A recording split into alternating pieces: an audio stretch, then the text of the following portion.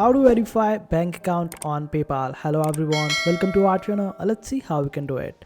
So there are two ways to do it. The first one is that you open up your wallet and then go to the section of bank account. Over there you would be able to add your bank account by typing in the name of your bank, then providing the credentials of your bank, and this way you would be able to log into your bank using PayPal, and after a while you would be able to see that your bank account just got confirmed, and this is the easiest way.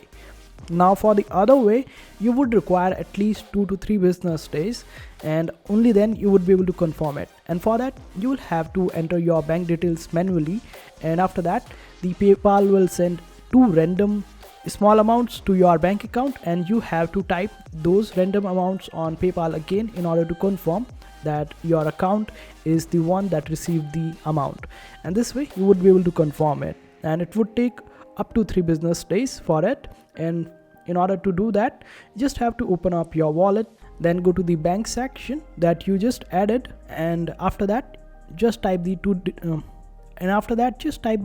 amount or 2 deposits that were made to your bank account and click on submit, and this way you would be able to confirm your account. And this is how you can confirm your bank account on PayPal.